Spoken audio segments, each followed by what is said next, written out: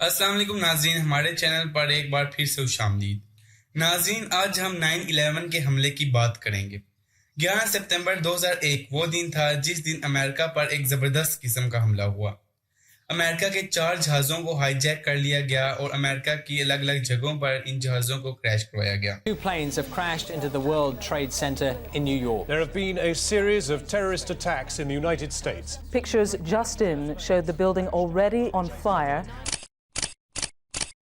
ناظرین، امریکہ کا پہلا جہاز فلائٹ 11 ٹیک آف کرتا ہے بوسٹن کے انٹرنیشنل ایئرپورٹ سے۔ فلائٹ 11 ٹھیک 7:59 AM پر ٹیک آف کرتا ہے اور اس فلائٹ کی ڈیسٹینیشن ہے لاس اینجلس، جہاں اس فلائٹ نے تقریباً 11:45 AM پر لینڈ کرنا تھا، لیکن فلائٹ 11 ٹیک آف کرنے کے ٹھیک 16 منٹ بعد ہائی جیک کر لی جاتی ہے۔ فلائٹ 11 میں 92 لوگ سوار ہیں، جن میں سے 5 ہائی جیکر تھے۔ ناظرین، ان میں سے ایک ہائی جیکر جس کا نام محمد عطا ہے، یہ ٹرینڈ ہے ایز اے پائلٹ۔ محمد عطا جہازوں کے پائلٹ سے جہاز کا کنٹرول چھین لیتا ہے اور جہاز کو ورلڈ ٹریڈ سینٹر کے نارتھ ٹاور پر ٹھیک 8:46 AM پر کریش کرتا ہے۔ ناظرین، اسی طرح امریکہ کا دوسرا جہاز flight 175 8:14 AM per take of کرتی ہے۔ یہ فلائٹ بوسٹن کے انٹرنیشنل ایئرپورٹ سے ٹیک آف کرتی ہے اور اس جہاز کی ڈیسٹینیشن ہے لاس اینجلس، جہاں فلائٹ 175 نے تقریباً 11:28 AM پر لینڈ ہونا تھا، لیکن اس جہاز کو ٹیک آف کرنے کے ٹھیک 30 منٹ بعد ہائی جیک کر لیا جاتا ہے۔ اس جہاز میں 56 لوگ موجود ہیں، جن میں سے 5 ہائی جیکر ہیں۔ ان میں سے ایک ہائی جیکر جس کا نام مروان الشیخی تھا، اس کے بارے میں خیال کیا جاتا ہے کہ یہ ایک پائلٹ ٹرینڈ تھا اور اس نے جہاز کے پائلٹ سے جہاز کا کنٹرول چھین کر ورلڈ ٹریڈ سینٹر کے ساؤتھ ٹاور پر جہاز کو ٹھیک 9:03 پر کریش کر دیا۔ ناظرین، دراصل ورلڈ ٹریڈ سینٹر امریکہ کے شہر نیو یارک میں اونچی عمارتوں کا ایک گروپ ہے جو کہ 1966 میں بنائی گئی۔ ان میں سب سے اہم ٹوین ٹاور تھی جو کہ دنیا کی اس وقت کی سب سے اونچی عمارتیں تھیں، جن میں سب سے اہم نارتھ ٹاور WTC-1 اور ساؤتھ ٹاور WTC-2 کے نام سے مشہور تھے۔ ان میں نارتھ ٹاور کی لمبائی 417 میٹر اور ساؤتھ ٹاور کی لمبائی 415 میٹر تھی اور دونوں ٹاور میں 110 فلور بھی موجود تھے۔ ان دونوں ٹاور کو بنانے میں تقریباً $400 ملین کا خرچہ آیا، جو کہ آج کے $3.56 بلین کے برابر ہیں۔ تو آئیے ناظرین، اب ہم امریکہ کا تیسرا جہاز فلائٹ 77 کی بات کرتے ہیں۔ تو ناظرین، فلائٹ 77 واشنگٹن DC کے انٹرنیشنل ایئرپورٹ سے تقریباً 8:20 پر ٹیک آف کرتی ہے اور اس جہاز نے 11:44 AM پر لاس اینجلس پر لینڈ کرنا تھا، لیکن فلائٹ 77 میں 64 لوگ موجود تھے، جن میں سے 5 ہائی جیکر تھے۔ ان میں سے ایک ہائی جیکر جس کا نام ہینی ہینجر تھا، اس نے پائلٹ سے جہاز کا کنٹرول چھین لیا۔ اس نے فلائٹ 77 کو واپس واشنگٹن DC کے پاس headquarter of US department of defense کی ایک بلڈنگ جسے پینٹاگون کہا جاتا ہے، اس پر کریش کر دیا۔ ناظرین، اسی طرح امریکہ کا چوتھا جہاز flight 93 8:42 AM per new Jersey سے ٹیک آف کرتا ہے۔ فلائٹ 93 نے نیو جرسی سے سین فرانسسکو کیلیفورنیا جانا تھا۔ اس فلائٹ نے تقریباً 11:45 AM پر سین فرانسسکو پر لینڈ کرنا تھا۔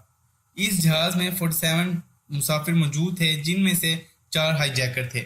ان میں سے ایک ہائی جیکر جس کا نام زید تھا، اس نے پائلٹ سے کنٹرول چھین لیا، لیکن ناظرین اسی وقت US کے تمام جہازوں کو بند کر دیا جاتا ہے اور جو جہاز ہوا میں پرواز کر رہے ہوتے ہیں انہیں آرڈر دیا جاتا ہے کہ آپ اپنے نیئرسٹ ایئرپورٹ پر لینڈ کر دیں۔ تو ناظرین، فلائٹ 93 میں موجود تمام مسافروں کو ان کے رشتہ دار حالات بتاتے ہیں کہ کس طرح پہلے 3 جہاز ہائی جیک ہو چکے ہیں۔ تو یہ سارے مسافر ہائی جیکر کے خلاف پروٹیسٹ شروع کر دیتے ہیں، جس کی وجہ سے پینسلوینیا کے شہر کی ایک کھلے میدان میں یہ جہاز کریش ہو جاتا ہے، جس کے نتیجے میں سارے لوگ مارے جاتے ہیں۔ لیکن ناظرین، اصل میں یہ خیال کیا جاتا ہے کہ فلائٹ 93 کے ہائی جیکر کا اصل ہدف US کا وائٹ ہاؤس تھا۔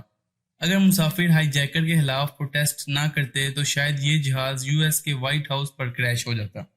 ناظرین، آئیے اب ہم جانتے ہیں کہ 9/11 کے حملے کے پیچھے کون ملوث تھا۔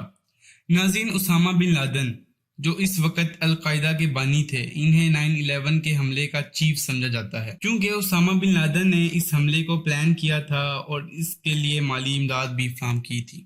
ناظرین، آپ میں سے بہت سے لوگوں کا سوال ہوگا کہ القاعدہ کیا ہے، تو ناظرین ہم آپ کو بتاتے چلیں کہ القاعدہ ایک انٹرنیشنل اسلامی تنظیم ہے جس کی بنیاد 1980 کے آخر پر اسامہ بن لادن نے رکھی تھی۔ ناظرین دراصل یہ ایک اسلامی گروپ ہے جس کے لیڈر اسامہ بن لادن ہیں جنہوں نے 9/11 کے حملوں کا منصوبہ بنایا۔ دراصل اس کا مقصد اسلام کے سمجھے ہوئے دشمنوں کے خلاف عالمی جہاد کرنا تھا۔ ناظرین ہم آپ کو یہ بات بتاتے چلیں کہ اسامہ بن لادن کو 2 مئی 2011 میں امریکہ نے تلاش کر کے ہلاک کر دیا۔